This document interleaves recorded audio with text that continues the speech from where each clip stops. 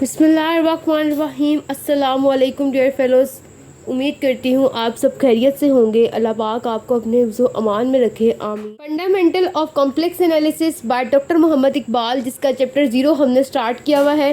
तमाम टॉपिक्स को with example हम लर्न कर चुके हैं। तमाम वीडियोस का लिंक डिस्क्रिप्शन बॉक्स में मौजूद है, जिससे आप इजीली उन वीडियोस को लर्न कर सकते हैं। स्टार्ट करते हैं अपना आज का लेक्चर, जिसमें हम कवर करेंगे एग्जाम्पल नंबर 7। एग्जाम्पल नंबर 7 की स्टेटमेंट है, find the locus of Z. हम z का लोकस कैलकुलेट करेंगे where z equal to a cos t plus b sin t। ठीक है, z की वैल्यू हमें गिवन है जो कि है a cos t plus b sin t where t is a real parameter. z की इस वैल्यू में जो t यूज़ हुआ है वो हमारे पास रियल पैरामीटर है and a b are complex constant, और जो a और b यूज़ हुए हैं वो कॉम्प्लेक्स कांस्टेंट हैं। जैसा कि हमारे पास a और b कॉम्प्लेक्स कांस्टेंट है, इट्स मीन कि हम a और b को कॉम्प्लेक्स नंबर के तौर पर लेट करेंगे। तो स्टार्ट करते हैं अपने क्वेश्चन को सॉल्व करना। ये इक्वेशन हमें गिवन है z equal to a cos t plus b sin t। ठीक है, यहाँ पर हम अपना लेट कर लेते हैं। z हमारे पास इक्वल है complex x plus iota y, a और b हमारे पास कॉम्प्लेक्स कांस्टेंट है। इट्स मीन के a इक्वल होगा a1 प्लस a2 अयोटा, इसी तरह से b इक्वल होगा b1 प्लस b2 अयोटा। ठीक है, और t हमारे पास एक रियल पैरामीटर है। अपनी इन तीनों वैल्यूज़ को इस इक्वेशन में पुट करेंगे और नेक्स्ट स्टेप को सॉल्व कर लेंगे। z की जगह पे हमारे पास आ जाएगा x plus iota y equal to a की प्लेस पे आ जाएगा a1 प्लस a2 अयोटा, और हमारे पास ये मल्टीप्लाई हो रहा है एंगल cos t से plus b1 plus b2 iota, और ये मल्टीप्लाई हो रहा है sin t से। ठीक है, दोनों टर्म्स के साथ हम cos t और sin t को सेपरेट कर देंगे। हमारे पास आ जाएगा a1 cos t, ठीक है, प्लस a2 cos t, और ये हमारे पास टर्म हो जाएगी अयोटा वाली। ठीक है, इसी तरह से हमारे पास आ जाएगा b1 sin t and second term है b2 sin t, और इसका अयोटा हम सेपरेट कर लेंगे। नेक्स्ट स्टेप में हम इन दोनों टर्म्स में से अयोटा को कॉमन ले लेंगे और रियल और इमेजिनरी पार्ट को सेपरेट लिख लेंगे।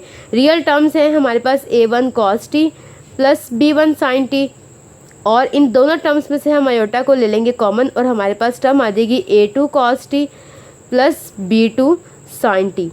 हमारे पास लेफ्ट साइड पे टर्म है x plus iota y। Next step में हम इमेजिनरी और रियल कोफिशिएंट्स को कंपेयर करेंगे। Compare the real and imaginary coefficients. ठीक है, जब हम रियल कोफिशिएंट्स को कंपेयर करेंगे तो हमारे पास इक्वेशन आ जाएगी x equal to a1 cos t plus b1 sin t। इसी तरह से जब हम इमेजिनरी वाले कोफिशिएंट्स को कंपेयर करेंगे तो यहाँ से इमेजिनरी कोफिशिएंट्स है y, और यहाँ से वो इक्वल आ जाएगा इस अंदर कॉमन वाली टर्म के, यानी कि a2 cos t plus b2 sin t। Next step में अपने फॉर्मूला को यूज़ करेंगे और इन दोनों इक्वेशंस को सॉल्व कर लेंगे। फर्स्ट हम अपनी इन दोनों इक्वेशन को रीअरेंज कर लेते हैं। ठीक है, हमारे पास आ जाएगा a1 cos t, ठीक है, प्लस b1 sin t, और इस x को लेफ्ट साइड से हम राइट साइड पे लाकर माइनस कर देंगे और आ जाएगा इक्वल टू 0। ठीक है, यही काम सेम हम सेकेंड इक्वेशन के लिए करेंगे। a2 cos t plus b2 sin t, और y जो है वो हमारे पास यहाँ पे आके हो जाएगा सिंपल माइनस और आ जाएगा इक्वल टू 0। नेक्स्ट इसको फर्दर सॉल्व करने के लिए हमारे पास जो x और y है वो एज अ कांस्टेंट ट्रीट होंगे। ठीक है, और cos और t जो है वो हमारे पास एज अ फंक्शन ट्रीट होंगे। तो फर्दर सॉल्व करने के लिए हम लिखेंगे cos t, और cos t के नीचे हमारे पास ये जो बाकी दो टर्म्स हैं, यानी कि हम cos t पे वर्क करें तो हम इस कॉलम को इग्नोर कर देंगे, और बाकी जो हमारे पास दो टर्म्स हैं उनका हम डिटर्मिनेंट सॉल्व कर लेंगे। ठीक है, यानी कि डिटर्मिनेंट के लिए हमारे पास कोफिशिएंट्स आ जाएंगे b1 b2 minus x and minus y। Next हम माइनस साइन टी के लिए सॉल्व करेंगे। जब हम साइन टी के लिए सॉल्व करेंगे तो हम अपना साइन टी यानी कि सेकंड कॉलम इग्नोर कर देंगे, और बाकी जो दो कॉलम्स हैं उनका हम ले लेंगे डिटर्मिनेंट, यानी कि a1 a2 minus x and minus y। ठीक है, नेक्स्ट हम सिंपल 1 के लिए सॉल्व करेंगे, क्योंकि हमारे पास last column as a constant treat हो रहा है तो उसके लिए हम 1 लिखेंगे। अब हम लास्ट कॉलम को स्किप कर देंगे और बाकी दो टर्म्स जो हैं उनके कोफिशिएंट का ले लेंगे डिटर्मिनेंट, यानी कि a1 a2 b1 b2।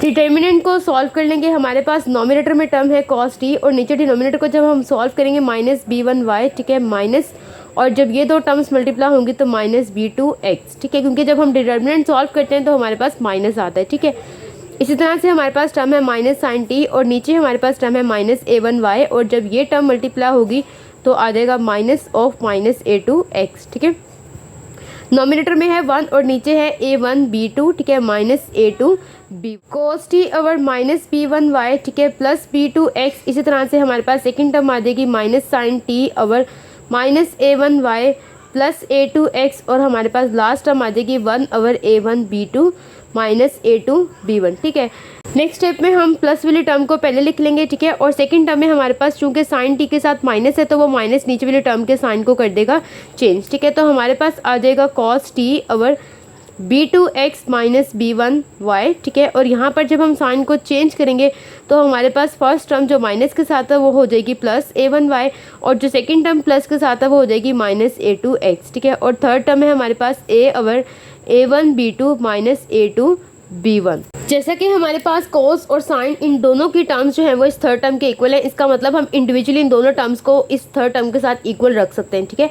यानी कि हमारा नेक्स्ट स्टेप होगा cos T over b2x minus b1y, ठीक है। इसको भी हम थर्ड टर्म यानी कि वन वाली टर्म के इक्वल रख लेंगे a1b2 माइनस a2b1। इसी तरह से हम ये जो सेकंड टर्म है साइन टी वाली इसको भी थर्ड टर्म के इक्वल रख लेंगे, यानी कि हमारे पास स्टेप आ जाएगा sine T over a1y minus a2x equal आ जाएगा 1 over a1b2 minus a2। Next step में हम cos t और sin t की वैल्यू को कैलकुलेट कर लेंगे, ठीक है। अगर हमें cos t की वैल्यू चाहिए तो जो डिनोमिनेटर में टर्म है वो सिंपली हमारे पास राइट साइड पे जाकर मल्टीप्लाई हो जाएगी, यानी कि cos t equal to b2x minus b1y, ठीक है। और नीचे टर्म आ जाएगी a1b2 माइनस a2b1, ठीक है। इसी तरह से हमें राइट साइड में अगर sin t की वैल्यू चाहिए तो हमारे पास टर्म आ जाएगी sin t equal to a1y minus a2x, और नीचे हमारे पास है a1b2 माइनस a2b1। हमारे पास cos t की भी टर्म आ चुकी है और sin t की भी टर्म आ चुकी है, ठीक है। इनको हम मेंशन कर देंगे कि ये हमारे पास है इक्वेशन नंबर 1, और इसको मेंशन कर देंगे ये हमारे पास है इक्वेशन नंबर 2, ठीक है। नेक्स्ट स्टेप में हम दोनों का स्क्वायर लेंगे और दोनों को ऐड कर देंगे, ठीक है। यानी कि हमारे पास आ जाएगा cos square t plus sin square t, ठीक है। दोनों की लेफ्ट हैंड साइड का स्क्वायर उनको हमने ऐड कर दिया। इसी तरह से हम दोनों की राइट हैंड साइड का स्क्वायर लेंगे और उनको भी ऐड कर देंगे, यानी कि b2x माइनस b1y, और नीचे हमारे पास है a1b2 माइनस a2b1, इस पूरे का भी स्क्वायर। इसी तरह से हमारे पास जो नेक्स्ट टर्म है a1y माइनस a2x, और नीचे है a1b2 माइनस a2b1, इस पूरी टर्म का भी स्क्वायर। हमारे पास स्क्वायर जो है वह नोमिनेटर और डिनोमिनेटर दोनों पे अप्लाई हुआ है, ठीक है। तो हम स्क्वायर को दोनों टर्म्स के साथ सेपरेट कर देंगे, यानी कि b2x माइनस b1y, इस टर्म का भी स्क्वायर आ जाएगा, और नीचे है a1b2 माइनस a2b1, इस टर्म का भी स्क्वायर आ जाएगा। सेम काम हम सेकेंड टर्म के लिए करेंगे a1y माइनस a2x, और नीचे वाली टर्म के साथ भी हम स्क्वायर को सेपरेट कर देंगे।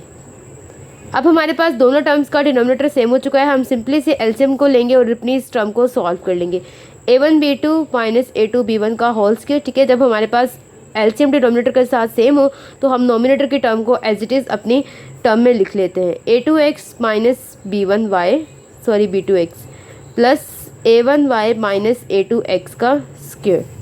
लेफ्ट साइड पे जो हमारे पास टर्म थी cos के t प्लस sin के t, ठीक है। अकॉर्डिंग टू अवर फॉर्मूला ये हमारे पास इक्वल होती है 1 के, ठीक है।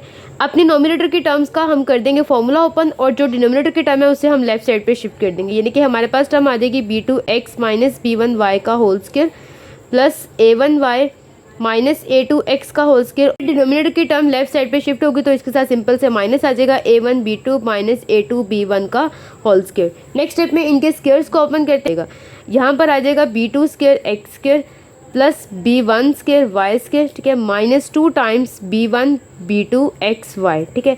सेम काम हम इस टर्म के लिए करेंगे, plus a1 square y2 plus a2 square x2 minus 2 times a1 a2 x and y, ठीक है, इक्वल टू ये माइनस अंदर जाएगा तो सब टर्म्स के साइन को चेंज कर देगा, यानी कि a2b1 माइनस a1b2 का होल स्क्वायर।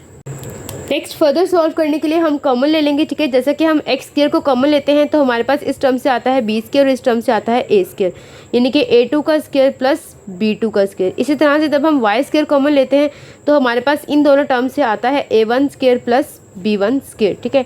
इसी तरह से जब हम एक्स वाई की टर्म पे आते हैं तो हम -2xy कॉमन लेते हैं, इस टर्म का आता है a1 a2 और इस टर्म का आ जाता है प्लस b1 और b2, और राइट साइड पे टर्म है a2 b1 minus a1 b2 का होल स्क्वायर। अगर हम इसे लेफ्ट साइड पे लिखें तो ये माइनस हो जाएगी और यहाँ आ जाएगा इक्वल टू 0। इक्वेशन हमारे पास इस फॉर्म में आ चुकी है, ठीक है। जैसे कि हमारे पास इक्वेशन है ax square plus by square plus 2gx plus 2fy plus 2hxy plus constant term equal 0, ठीक है।